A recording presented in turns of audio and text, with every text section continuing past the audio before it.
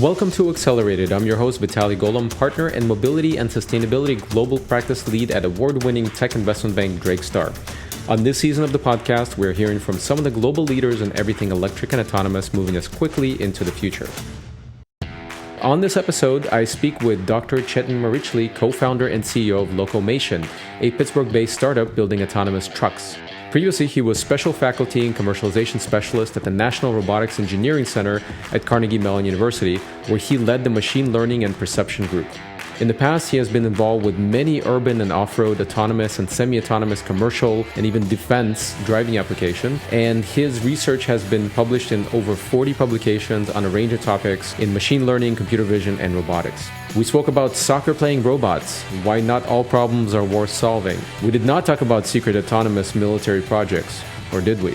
We did speak about when we might finally have full self-driving vehicles, how autonomous trucks will affect driving jobs, why engineers don't think about the trolley problem, and how to be happy, and much more.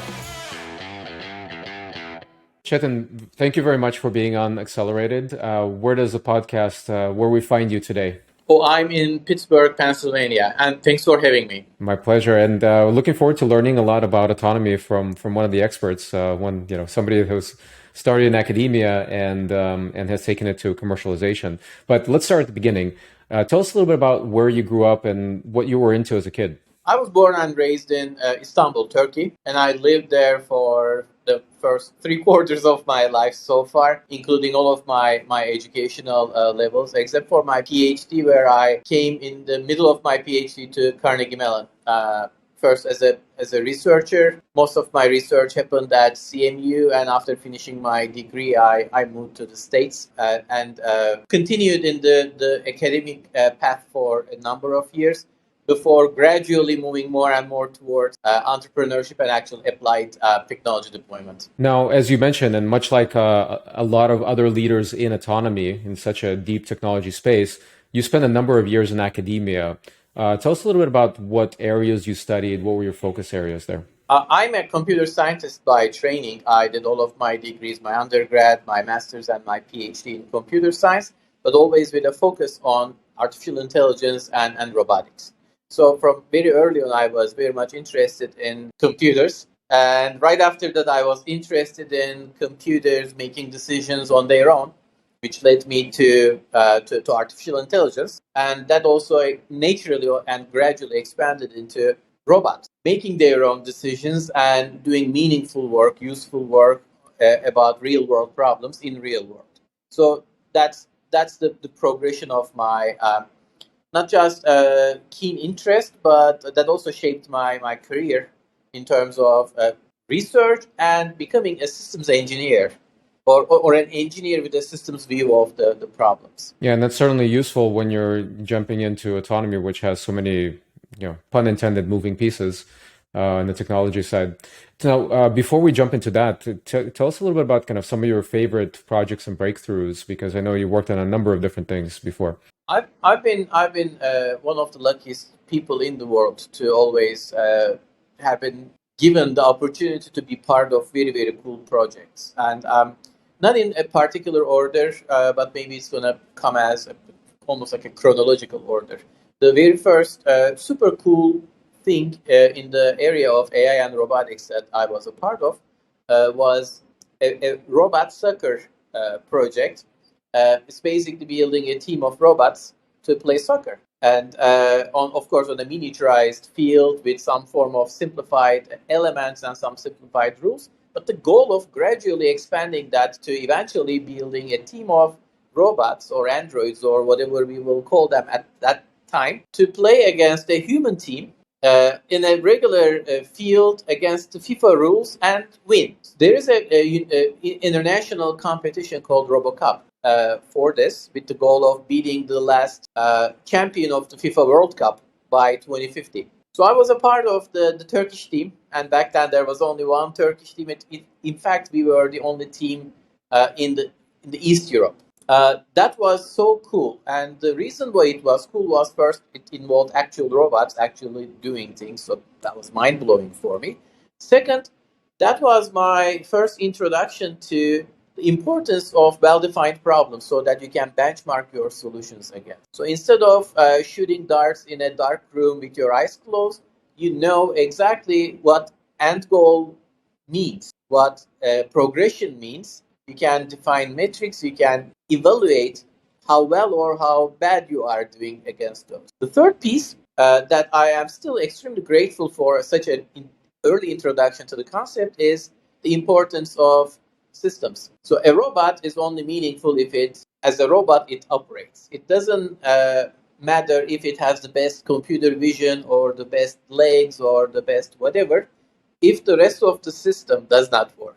So that was such an important lesson and such a subtle thing that no one pulled me to the side and said that, hey, like, listen, this is important. Systems are important. That's an organic and very natural part of the understanding. But once you see that, you cannot unsee it, and that was my maybe first not breaking away from academia, but understanding it is not about unidimensionally making progress. It is about thinking in terms of systems and their eventual purposes, which crafted my way of thinking about everything, including what I'm doing today.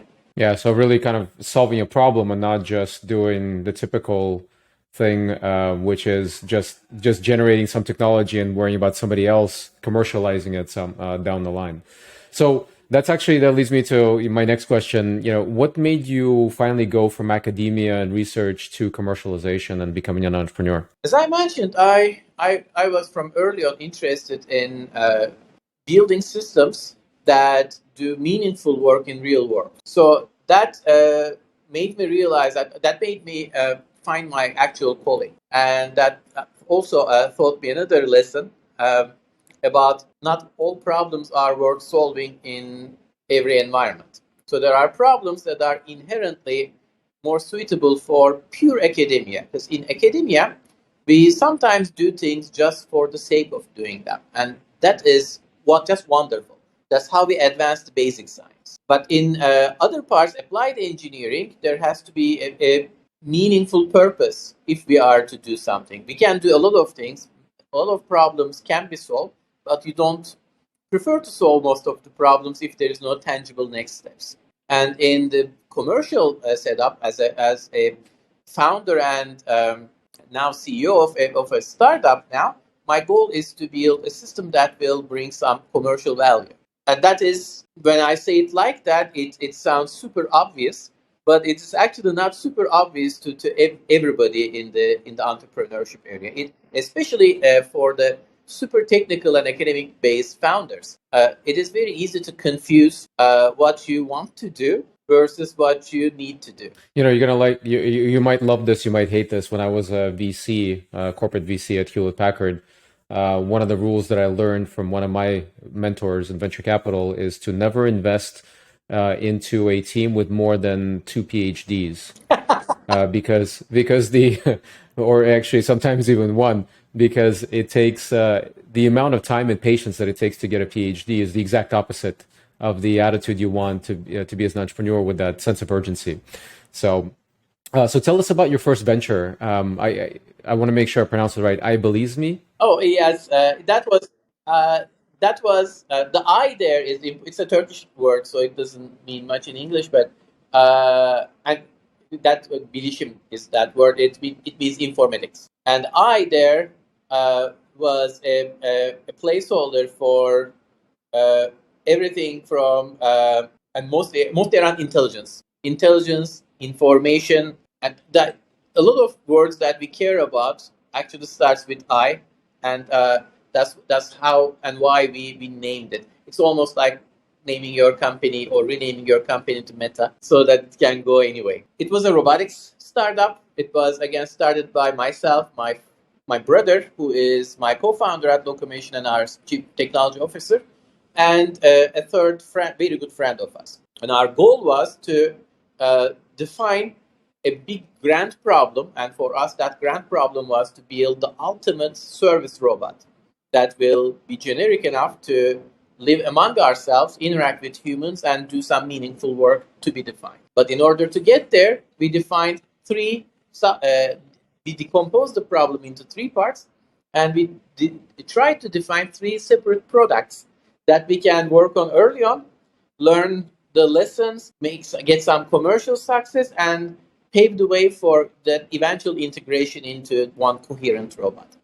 We've done some work that was clearly beyond its time, and with literally no money. So myself and my brother, we were grad students. We were doing our research. We were doing the robot sucker project, and we started this company to prototype robots, but we didn't have any money to actually do so. So inside the company, we were also moonlighting for another company, doing some work for hire, so that we could make some money, so that we could use that money to build prototypes, so on and so forth. It was super engaging, super fun, but it was also super draining. And ultimately, while we got a lot of things right from a technical standpoint, it turns out that we got a lot of things wrong from a business standpoint. So there was no actual commercial viability in many of the things that we attempted. So that just reinforced hammered on the value of not all problems are worth solving. They might be very tempting, they might be very attractive and fun intellectual challenges, but not necessarily commercial projects. Yeah, it sounds like the movie Bicentennial Man. It sounds like that's what you were trying to build, right? Exactly. That was the Holy Grail. That was where we Yeah, of course. wanted to go. And against the backdrop of back in the day, we are talking about 2007, 2008. Honda's Asimo was the highly sought after, up and coming big project, and of course we did not have the resources Honda did, and we were thinking that certain parts of that system should be made differently. So we were basically going after our own philosophy. Our technical philosophy, again, was right, but commercial philosophy was not right. So great learning experience. Absolutely. Now that brings us to Locomotion and how you started the company. Tell us a little bit about how the company got kicked off. So started Locomation with four other co-founders. Five of us, we have been working together for over a decade now. Prior to starting Locomation, we were at Carnegie Mellon's Robotics Institute. National Robotics Engineering Center is the applied R&D branch of Robotics Institute, where most of the autonomous driving companies and their founders came out of, if you look at it. You can trace most of the folks back to CMU and back to NREC. Most crisply, in 2015, Uber hired a couple of dozen colleagues of us from NREC to start their self-driving division. We were the only team with autonomous driving experience that did not join them. The reason was that we wanted to do something of our own, and not just for the sake of doing something of our own. We wanted the liberty to choose what problem we will work on and how are we going to attack that problem. Going and joining one of these big shops, be it a Waymo or Uber, would have dictated what problem we will have to work on, because they had a certain view, they still do, and to a large extent, how we should approach that problem. So we wanted to remain independent from those points of view. And hence, we decided to start our own company. Once we decided to start a company, of course, the big decision was that what are we going to work on? Our work at Carnegie Mellon, you asked me what kind of cool projects I was part of. At Carnegie Mellon, I was part of dozens of extremely cool projects. Some of them I can talk about. Some of them were military projects that I can't talk about. It ranged from very cool autonomous vehicles on ground, in the air, to agricultural projects, to mining projects, to great flavor, great diversity of the projects. And I was just a small part of our team. So collectively, our team have done everything imaginable from automation point of view. So we could have gone after everything, but again, the life lesson of not all problems are worth solving kicked in. So we actually did a very meticulous, very analytical process of elimination, looked at many different alternatives, from robotaxis to off-road mining equipment to self-driving trucks to many other applications. And we came up with the idea that we formed Locomation around. After that super super rigorous process. And one driving hypothesis behind that was we thought, and now we are proven right, over time people would commute less. You would go less to things, like you would commute less to work, you would commute less to supermarket, you would commute less to the movie theater now that you have Netflix. And if people are not going to things, things will have to come to people. Freight automation and freight transportation is already a multi-trillion-dollar industry, and we hypothesized that it's only going to get bigger. So we decided to focus on freight as our near-term focus. If you look at our company name, Locomation, it actually captures our very diverse background and our aspirations. It basically is a combination of the words locomotion and automation. So it doesn't say ground, it doesn't say trucks, it doesn't say this, it doesn't say that. What it says is automating anything that moves. That's our grand aspiration for the future. But of course, in the near term, we have to focus on one crisp application. And for us, that was freight transportation, middle mile, hence self-driving trucks. Very good. Yeah, no, it's a great outline and very logical approach.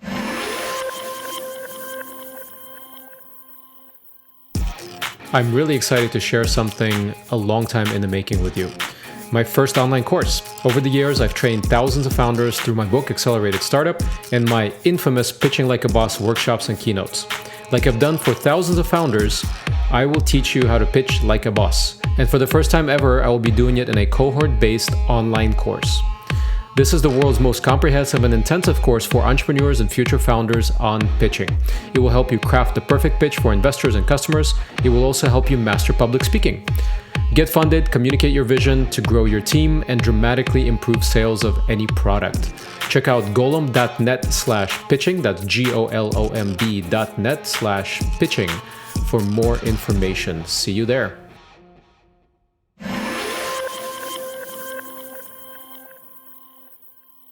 Now, you've chosen to go into autonomous trucks, and there are a number of companies, of course, famously that have gone in the same direction, primarily because the use case is so painful, it's so hard to find drivers, and it's a 99% highway driving. So for all these reasons, probably you went through.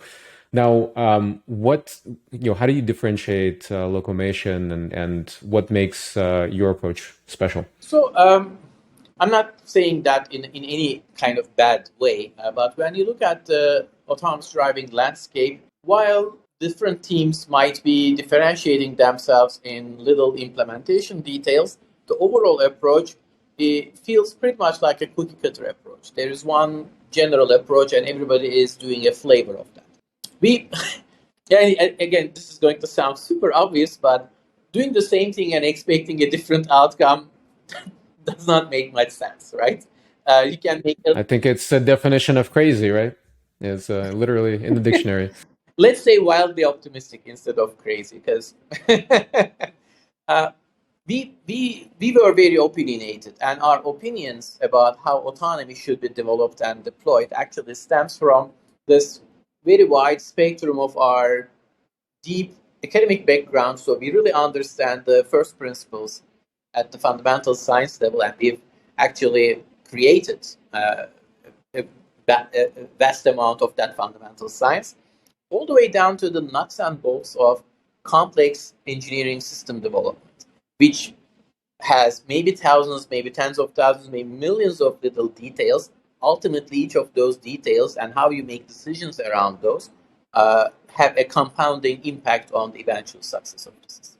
So we decompose the entire autonomous driving problem from a technical standpoint, and later on from a business go-to-market deployment standpoint too, and came up with a quite differentiated approach, for better or for worse. We have to see how it will pan out. So far, it's been going pretty good, but a very differentiated approach that interleaves the technical progression of autonomous driving capabilities with market penetration by properly identifying what's your bullseye, what's your beachhead, and how are you going to land, and how are you going to expand. We determined that, believe it or not, when we were starting the company. And since then, none of our fundamental hypotheses were proven wrong. We never claimed that we know everything or we will continue to know everything and get everything right. And we are not shy away from pivoting by any means. If we wake up tomorrow and we realize that, well, boy, we were wrong on this, we'll just pivot. So far, it hasn't happened. And the very nice benefit of that is from our inception, we've been just compounding momentum. We never had to change direction and lose steam or lose momentum. Now, tell us a little bit about the scale and stage. Kind of how big is the company? How many people on the team? And kind of what's the development of technology at the moment? Depending on your measuring stick, we are a very small company with respect to other AV players. We are getting around 100 people, but we got to 100 people in 3.5 years, with last year being the big inflection point. We grew 4 times in the past year, and we are growing very aggressively while maintaining a very meticulous, very to a painful extent selective hiring process. So we are setting the bar super high for every new team member that we are adding to our team, but we are also doing it very fast. So we are slated to be a few hundred people in the next 2 3 years. So the growth will continue, and we deeply believe in right sizing the team for the right sized problem. So throwing more money or more headcount to a problem, as you and I know, rarely helps solving the problem faster or better. And we seem to be for a long time now. We're just 2 years away from full autonomy, and obviously that hasn't happened. I couldn't think of a better person to ask. When do you expect we'll achieve true level 4 real self-driving? Yeah, that's actually my stand up line, if you will. So I say I always start exercising next Monday, and autonomy is always like 2 years or 5 years away. Like pick one window, it's always that much away. One of the reasons. So first of all, let me give you a non-answer answer. I think in the next couple of years, we will start seeing some deployments in the autonomous trucking space. Well, clearly, Locomation has a differentiated and more crisp deployment timeline that we are looking to start deploying commercially in the last part of next year and reaching scale in 23. But for the more traditional understanding of a vehicle with no driver involved whatsoever, there are tens of thousands of those vehicles operating under a variety of conditions. I think that's going to take a really long time to get to a meaningful economic scale there. And if you go back to the status of like why it has been slipping that much, why we don't have them yet, and more importantly, why people thought that we would have autonomous vehicles in 2 years back then, or why they now think that we will have them in 2 years. I think one of the missing elements in the industry, and as a CEO of a company, I am interested in that professionally because I want to run my company against very clear metrics, very clear benchmarks, as I was telling at the beginning of our conversation. But as an enthusiast in the field, I also am curious to see where is our progress bar really, and how are we measuring progress, and most importantly, when we will know or how we will know when we are done. What is the definition of done? How good is good enough? How functional is functional enough? How safe is safe enough? Do we know, or do the companies in the industry know?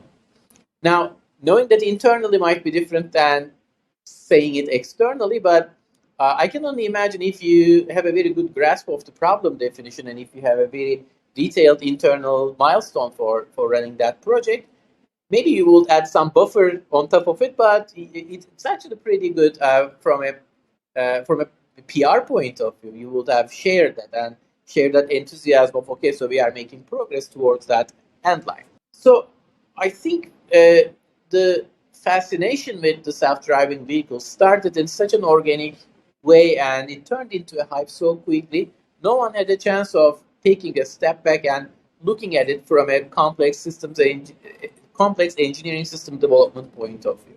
No one had a chance to look at it from a bounded project point of view. It was always, well, it almost is working. We have prototypes, they are showing great performance. So if we can keep working on it a little bit more, sure, we will have self-driving vehicles. That had been the narrative for the past decade almost. And only recently, we are starting to see some groups thinking more about safety and reliability and performance metrics in a little bit more disciplined and principled way. And Locomation, I'm very proud of the work we are doing here. We are very open and very vocal about how we are thinking about this problem, and we continue to be thought leaders in how anyone interested in autonomous driving should think about the problem and the definition of done for the problem. Yeah, I mean, a lot of overly optimistic people keep bringing up the statistics and say that, well, autonomous cars are already safer than humans, but we can see whenever there's an incident, the tolerance for autonomous crashes is absolutely zero, especially from regulators, as it probably should be. Otherwise, it's going to be a little too wild. I'm surprised there's certain people talking about full self-driving out there and how it's already out in cars, but we'll see how that goes.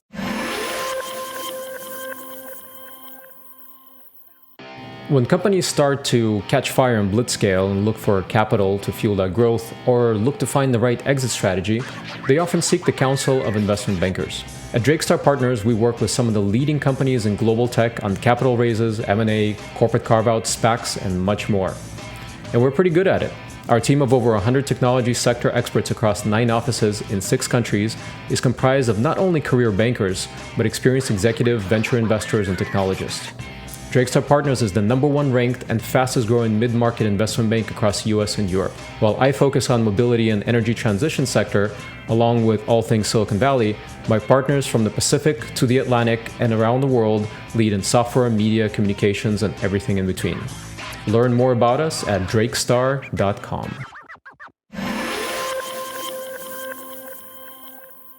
You already touched on this, but maybe talk a little bit about kind of why you chose the truck market versus passenger vehicles as your first place to apply the technology. So yeah, let me recap that.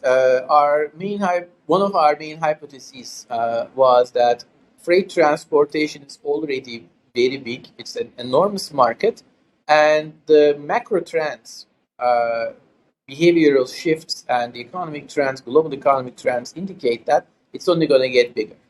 When you start looking at freight transportation, the bulk of the opportunities lie in the middle mile, and hence in trucking.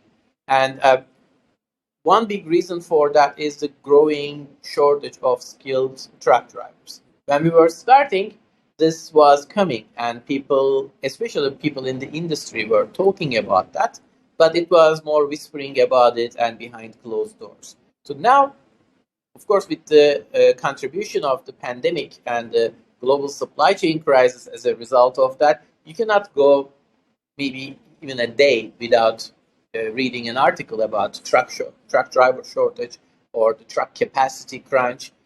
There's not more people people want to ship more things, want more predictability and transparency around those shipments, and want to pay less for it. And traditionally, the trucking industry is challenged in meeting the demand, let alone continuing to meet that ever-growing, accelerated demand. At the core of that inability to meet the demand is the growing shortage of human drivers. That, combined with other industry inefficiencies, lead to a significant asset utilization problem. So there are a lot of trucks out there, but they are not utilized enough. There are drivers out there, but we are not able to put the drivers to very good work and augment them to get the most out of them. That, when you look at from that point of view, we are always interested in first principles. That was a very, very clear, big opportunity. And we also, of course, looked at Robotaxi application, which was super hot back in 2017, 2018, when we were starting Locomation. But we couldn't get past the fact that It is incredibly difficult, if not impractical, with today's technology to actually build a profitable robotaxi business at scale. The unit economics are very challenging. And there is a hypothetical case that you can prove on the paper that you can build a very profitable robotaxi business, but it requires significant scale, which in turn requires a string of assumptions to go all in your direction for that. Everything has to go right. It, Yeah. It's like, yeah. everything has to go right. And we didn't have conviction. So it was very, very clear, very, very easy decision for us to go after trucking. Yeah, I guess the case with the taxis with Waymo and Cruise is they're looking at how much Uber makes and understanding that 70% of the cost is the driver. They're thinking, hey, we'll eliminate the driver. We can take 30% off the cost and we'll be very competitive. But it's proven delayed a couple of years now. Cruise just lost their CEO as well. So we'll see how it goes and when we'll actually see these cars driving around. And here in San Francisco Bay Area, it's on everybody's mind, and we see Waymo cars all over San Francisco driving around testing. So yeah, I mean, you brought up the truck driver jobs. Economists were worried when autonomous driving began being just around the corner, just 2 years away. There was a lot of discussion about drivers. That's a single biggest profession in the U.S. is professional driving, and then besides that, you have long distance truckers who feed gas stations and restaurants and things along the way, where if everything's automated, all of a sudden something like 10% of the US working population is going to be heavily affected. What are your thoughts on this, now that we're kind of understanding the problem from a different perspective, that there's in fact not enough drivers, that it's actually a really tough job, and you have this crazy turnover where it's very, very expensive for carriers to bring on drivers. And I think last stat I saw was something like the average tenure is like maybe 10 months for a truck driver to stay with the company. Again, what are your thoughts on how it's going to affect jobs when we do finally get there, however many years from now? Yeah. Let me give the punchline and then elaborate a little bit. Based on our analysis, we believe that whoever is driving a truck today, as long as they choose to do so, will retire as a truck driver. So this transition is a multi-generational, multi-decade transition. And here's a couple of points about that. There are around 3.7 million Class 8 heavy-duty trucks in United States. And that's a mixture of long-haul trucking and more regional and local trucks. But they are the big guys pulling the big rigs. And in the best year of the industry, we built a little bit over 200,000 trucks. So if we had a magical way of solving this self-driving problem, and starting tomorrow, all we do is to build completely autonomous trucks that don't require any human drivers. It will take about 20 years to replace the entire trucking fleet in the United States. And we know that we are nowhere near that level. That's one element. What will happen in the near term is we will see clever solutions like Locomation's approach to start bringing the benefits of autonomous driving in an augmenting form to the human drivers. The drivers do way more than just driving the truck. It's not just about figuring out how to turn the steering wheel. There are all the little things, off-nominal things, that are almost guaranteed to happen on the road if you are a long-haul driver and if you are driving hundreds and hundreds of miles every day. And human drivers are still, or humans in general, are still the most flexible, most generic, and most capable handlers of such situations. So there is a very long tail of interesting things that need to be handled by machines with such precision and such reliability and safety that it's going to take way longer to get technology to that level of maturity, and it's going to take a lot of rigor to actually prove that we got the technology to that required level. So that is the part where most people are underestimating, because if you look at autonomous driving as a technology story, there are other technology stories. Like there was nothing, and then there was TikTok, and all of a sudden they had 1 billion users. So the scale in the electrons and in the bits and bytes, uh, the laws of physics and the real world inertia still applies to some extent, but not the whole extent. Actually, building something in the real world is subjected to a lot more inertia and a lot more dampening factors. Even if you want to go faster, just because you want to go faster does not necessarily mean you can go faster. So there is a very natural rectification of how fast you can grow, even if everything is working right. And on top of that, put this incredible complexity of this problem at hand. There's no such thing as perfect product launch. The first iterations of the trucks will have to be safe and will have to be proven safe. But they will have more limited operating environments, which means they will have to be handheld or they will have to be assisted by a broader community and an ecosystem. Building that ecosystem and scaling that ecosystem while working on developing the technology is going to take time. We will start seeing the benefits of autonomous driving soon, but it's going to be a generational transition before we can say that, boy, do you remember the days people were driving the trucks and no one remembers it? That is a couple of generations down the road. So it's really interesting the way you describe it because if we look at the two previous industrial revolutions, the first one was about 80 years, right? Three generations or so. Second one was cut short by World War One. So it's about 64, 65 years, depends on how you count. And then the worry was that this next industrial revolution that started with the computer revolution, that it would be too fast. It would be just in one generation and it would leave a lot of people behind. What you're saying is actually really interesting because you're saying that it will take a couple of generations at least, or maybe three generations for this technology to really transition. And that gives people a chance, the people that are truck drivers that don't have computer science degrees, they can't go get another job, a new economy job, that they have the opportunity to work through their career and retire, in what they know. So that's probably the best news I've heard today as far as that goes. Appreciate that. Now, another thing that's brought up in self-driving quite a bit in the debate is ethics. And it's the trolley problem, who is who's the autonomous trolley going to kill, the senior citizen or what have you. So what do you think about kind of this kind of silly decision point that people talk about? And can you explain a little bit about kind of the decision making with an autonomous system? So I really appreciate the philosophic discussions around such ethical problems.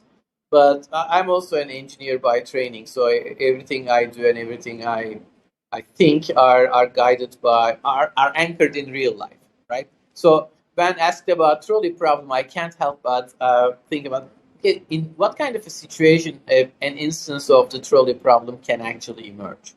And the answer is that most likely it cannot, because there is no situation in the real world where you are almost teleporting a self driving vehicle in a situation at the last possible minute where the only two actions are to kill one person or to kill the other person. So I'm not sure if you like Star Trek, but it is like the Kobayashi Maru simulation test where Kirk says that he doesn't believe in the no-win scenario. So not to associate myself with a super cool person like Captain Kirk, but I also don't believe in the no-win scenario here. If we do our jobs right, the self-driving vehicle, any kind of self-driving vehicle, will have thousands, if not tens of thousands or millions of decision points to make decisions and change the course before we get to this point of no return in which there are only two actions and each action is bad in its own sense. A typical self-driving vehicle makes 20 to 100 decisions a second. So if you start making decisions, if you are perceiving your environment properly, you will have literally thousands of decision points and have a way of acting so that you don't have to make that trolley problem decision in the end. So it's a great problem for the ethical experts to opine, but it's not a relevant problem for engineers, I'm afraid. Yeah, it's not practical. Yeah, because the decision there, it's not one decision. It's probably, I don't know, 10 layers of decisions or 1,000 layers of decisions before you ever get there. Many, many decisions. There's a great book that I just finished called A Thousand Minds. Is that what it's called? So it's an interesting walkthrough of kind of just how complex our thought process is inside the human mind, and to replicate that in AI, that's kind of the next step, and maybe a little bit far away still. Now, it's inevitable once we finally get autonomous vehicles, be it taxis or trucks or combination, etc., on the roads. Statistically, we will see accidents, no matter how good they are. There will be incidents. Maybe they won't be that often, but they will make the news. How do you think regulators are going to react to that? So the way we are preparing for that future is to approach the safety in not just a very comprehensive way, but also in a very transparent way. And that actually connects back to my earlier comments on the definition of done. How good is good enough? How safe is safe enough? We first have to define that. And then we have to put evidence on the table of why we think that our system is safe enough, and why we think we actually did the hard work and looked at every single risk scenario, every single safety hazard that we can possibly imagine, and did something to mitigate that. So now there is always actual edge cases that we can't even imagine, and that might occur, and no one could have seen that coming, and that might lead to an incident, an accident with some damage, maybe even a fatality. So we are not going to eliminate the accidents completely, but what we can do is we can eliminate systemic accidents. For instance, when people are driving under influence, like every time you are driving and you are drunk, your likelihood of getting into an accident is probably an order of magnitude or more higher. Every time you are driving and texting at the same time or scrolling on your phone, your chance of getting into an accident is substantially higher. And the reverse is also true. If you are eliminating these, if you are somehow eliminating drunk drivers and distracted drivers, you are naturally pushing down the number of accidents. If and when we scale the deployment of autonomous vehicles, trucks or otherwise, that's only going to be possible if we have enough evidence around we don't have any foreseeable systemic shortcomings of the autonomous vehicles. So we should not be expecting that the autonomous vehicles will lead to more accidents. It's actually quite the opposite. Machines are not distracted. Machines can pay attention to all the directions at the same time. They don't get tired. So unless there is a systemic flaw in the implementation of the systems, this is our job to prove that there are not, self-driving vehicles will substantially improve safety. And we will have the evidence that why they are definitely making the public roads safer, why they are safer than a typical human driver. No, that's probably the best explanation I've heard about it, of how, the safety will be affected positively. But hopefully you have an opportunity to go in front of Congress when they, when the rules start coming in, as far as autonomy and actually really bringing it on the roads. That'll be really interesting to see. Now, what do you think is the biggest, from your perspective, biggest single misconception about autonomy? The overall complexity of the an autonomous system is grossly underestimated, and sometimes even by the experienced people in the field. There is a tendency to believe that this is more of a magical sledgehammer problem than a big carpenter and the toolbox problem. So there is one big element that will enable this technology, and if you can just do more of it, build a bigger sledgehammer, there are more nails that you can hit on. This is not that. There is nothing magical about it. It's not a unidimensional problem. It actually is a very sophisticated engineering problem with no easy solution. So we have to build a system. We have to work on every part of the system, and make that every part a little bit better in order to have an acceptably safe and acceptably commercially viable solution. So and it doesn't sound very sexy when I say it like that, but that is the reality, and that doesn't take away from the enormous opportunity and enormous excitement that we should have about autonomous vehicles. It's just a difficult problem. Absolutely. Couldn't agree with you more. Now, just a couple of questions more kind of on the personal front. Knowing what you know so far, and it seems like you're having fun as an entrepreneur. What do you enjoy entrepreneurship more than research, and kind of how? What makes it different for you? I still enjoy both, even though I'm not actively doing research in the traditional academic sense. But there are actually more overlapping areas between research and entrepreneurship. Uh, it's always a quest for knowledge, and it's always a quest for strategy and how you can approach an otherwise unsurmountable problem in a different angle to make it more feasible, to make it within reach. Uh, I I learned a lot in academia, and a part of me still follows very closely what's happening in the academia closer to my field. But I am also enjoying the cold hard facts and the day-to-day grinding of entrepreneurship so much. So I really can't choose one or the other. But I am having the time of my life. I can tell you that. Yeah, the feedback loop is definitely different, right? We get passionate about things when we feel rewarded, whatever that may mean, right? Depending on what we're working on. So that's great to hear.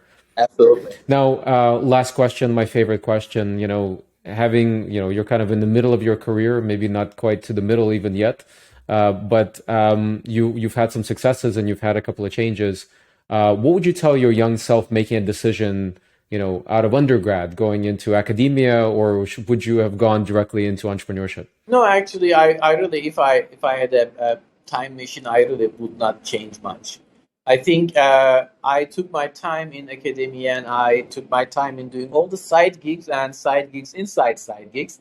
So I was super busy, but they all of these endeavors taught me very, very valuable lessons. And most importantly, all of these endeavors uh, enabled me, or made it possible for me to be the dumbest person in any room I was. And I got to meet my heroes, I got to learn from them, I got to work with them in many, many different areas. And what you learn from a pioneer in research is very different than what you learn from a legendary entrepreneur or a great investor or a great marketing person. So these are very different skills, and I I really wouldn't change anything. I think I owe a lot of what I know today, what I think I know today, at least, to my past, and I have zero regrets about that. That's amazing to hear. I think you found the key to happiness in a very challenging field. So appreciate you sharing your time with Accelerated with us, with the listeners, and really excited to see how the company develops in the near future, and excited to hear big announcements from you. So really appreciate your time. Thank you very much, Cetin, for being on Accelerated, and I hope to see you soon. That was my conversation with Cetin Mericli, co-founder and CEO of Locomation. If you'd like to connect with me to discuss mobility and sustainability, you can find my website at golomb.net.